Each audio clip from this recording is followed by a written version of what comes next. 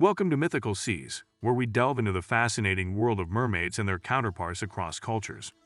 Join us as we uncover their mystical allure, exploring how these legendary beings have been envisioned and revered through the ages. Our journey begins with Atargatis, the earliest known mermaid from ancient Babylonia. Depicted with a human upper body and a fish-like lower half, Atargatis was a symbol of fertility and protection. Her worship was central to fishermen along the Tigris and Euphrates, a testament to her significance in ancient maritime culture. The cult of Atargatis, with its deep roots in fishing communities, reached the skilled Phoenician seafarers. Her image, often found on coins and artifacts, became a talisman for safety and prosperity at sea.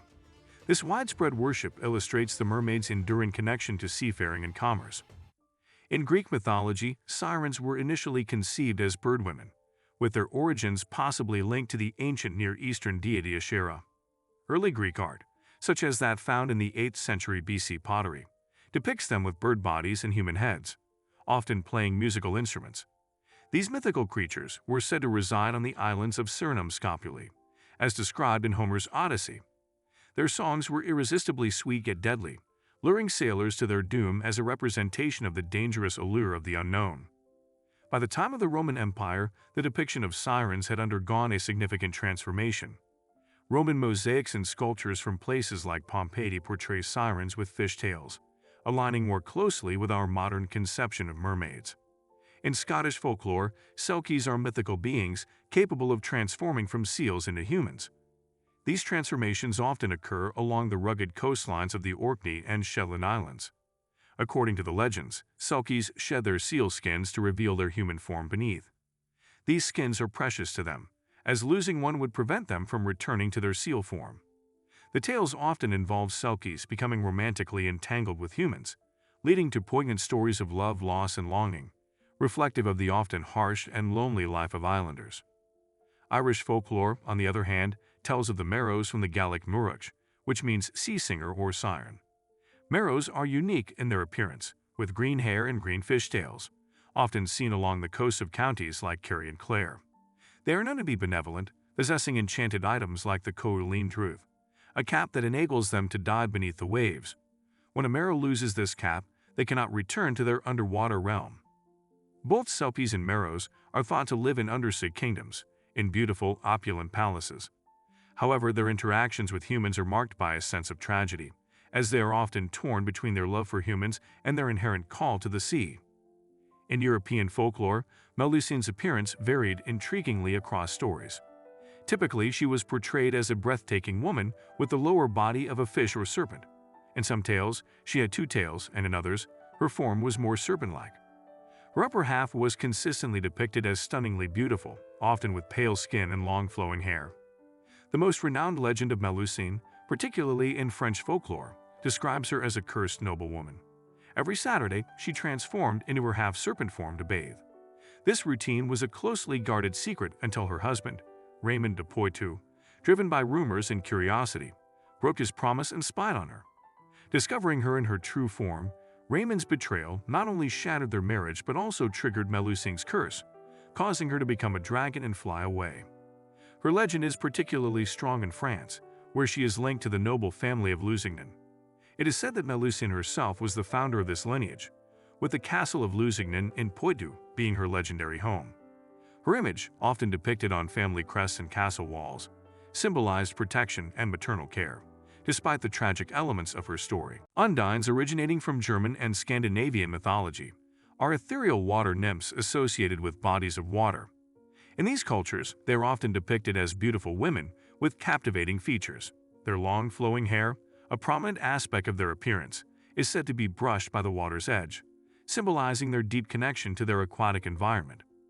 In Germanic and Scandinavian lore, undines sometimes bear fishtails, akin to mermaids, particularly when associated with larger bodies of water like seas or deep lakes. In other instances, especially in tales linked to rivers and streams, they are depicted with entirely human forms. These nymphs are known for their mesmerizing beauty and their haunting songs, which they use to lure travelers and seduce men. This aspect of their legend is deeply rooted in the mythology of the regions, where the Undine's motive is often to gain an immortal soul through bearing a child with a human man. The Ningyo, in Japanese folklore, diverges significantly from the conventional mermaid image. Traditionally, it is depicted with a grizzled face that resembles a human, combined with the mouth of a monkey, brimming with small, sharp teeth. Its body, merging the human form with that of a fish, is covered in resplendent golden scales, giving it a striking and otherworldly appearance. One of the most notable variations of the Ningyo myth is found in the tale of Happyako Bikuni, or the 800-year nun. In this story, a girl consumes the flesh of a Ningyo, which results in her living for 8 centuries. This particular Ningyo was described as having a hauntingly beautiful yet eerie voice, resembling the sound of a flute or a lark's song, adding to its mystical aura. In some regional stories, the Ningyo appears more akin to a dragon, with a serpentine tail and elongated, whisker-like appendages. This depiction is especially common in coastal areas, where the Ningyo is often portrayed as a guardian of the sea, with a more intimidating demeanor to ward off intruders. Another intriguing depiction of the Ningyo is found in the tale where a Ningyo washes ashore and is regarded as an omen of war or disaster.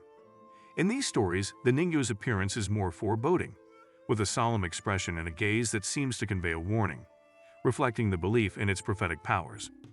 Mami Wata, a prominent figure in African and Caribbean folklore, is often depicted as a mesmerizing mermaid or serpent goddess. Her appearance is frequently characterized by extraordinary beauty, with long, flowing hair and piercing eyes that captivate those who behold her. She is usually portrayed with the lower body of a fish or serpent.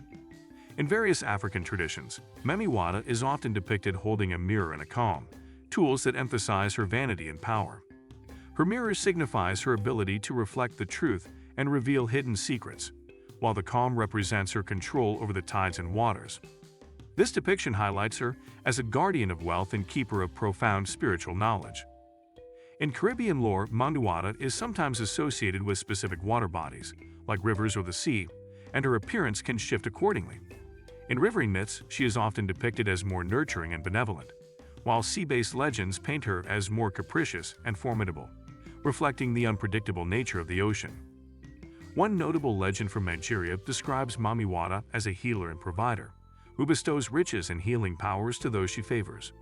However, her gifts come with the condition of absolute secrecy and loyalty, emphasizing the balance of give and take in her interactions with humans. In some narratives, Mami Wata is accompanied by a snake, reinforcing her connection to the spiritual and mystical world. This snake is sometimes seen as a protector or an extension of her power, adding to her enigmatic and powerful persona. In the rich tapestry of Slavic folklore, rusalkas are depicted in a range of forms, from ethereal and beautiful maidens to vengeful spirits. Often associated with bodies of water like rivers and lakes, rusalkas are said to emerge during specific times of the year, particularly around the Rusalka week in early June. During this period, they were believed to leave their watery realms to interact with the living world. These interactions could range from playful and seductive to menacing, depending on the local legend and the nature of the specific rusalka. Rusalka's appearance in Slavic myths varies greatly.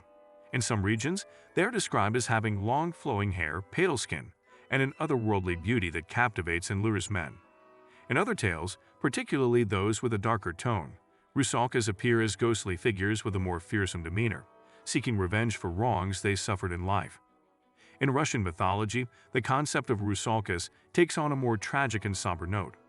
Often portrayed as the spirits of women who met untimely or unnatural deaths, rusalkas were said to inhabit lakes, rivers, and other water bodies. Their tales are woven with themes of loss and retribution, reflecting the belief that their spirits could not rest until they had avenged their deaths or rectified the injustices they had suffered. The pharaohs represent one of the most fascinating and distinctive variants in the rich pantheon of mermaid mythology. Unlike their counterparts in other cultures, the pharaohs are uniquely described in Russian folklore as descendants of Egyptians who tragically drowned in the Black Sea while pursuing Moses. This specific and intriguing origin story sets them apart from other mermaid legends, providing a distinct historical context that is rarely seen in mermaid lore. In both Slavic and Russian mythology, encountering a mermaid is often considered a harbinger of bad luck, steeped in superstition and foreboding. These mermaids, including the rusalkas and the pharaohs, are believed to possess the power to drown those who lay eyes upon them, adding a layer of danger and fear to their legend. In Native American and Pacific Islander folklore, water spirits often bear a resemblance to mermaids, but with culturally specific attributes. In Native American stories, these beings are sometimes depicted with elongated fish-like lower bodies and human upper halves, often adorned with natural elements like feathers, shells, and river stones. These adornments signify their connection to both land and water, highlighting their role as intermediaries between the physical and spiritual worlds. In Pacific Islander mythology, tales from regions like Hawaii and Polynesia describe water spirits that are strikingly beautiful, with long flowing hair and captivating voices. These spirits, known as mo in Hawaiian culture, are often depicted as shapeshifters who can transform from human to lizard form, symbolizing their adaptability and connection to various elements of nature. One example in Native American lore is the legend of the Naiads, water nymphs believed to inhabit rivers and streams.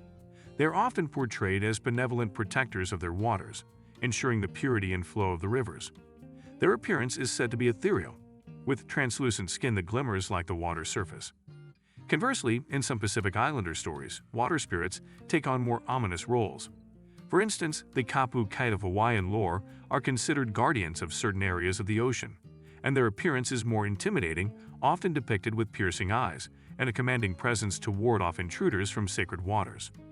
In contemporary culture, mermaids often appear as whimsical, benign figures. This transformation from their ancient, ominous origins reflects our evolving relationship with the sea, from a mysterious, dangerous realm to a source of fascination and inspiration. From Antargaddis to the modern-day fairy tale mermaid, these creatures have captivated human imagination, reflecting our deepest fears and desires related to the sea. Thank you for joining us on this mythical journey. Don't forget to like, share, and subscribe for more mythical explorations.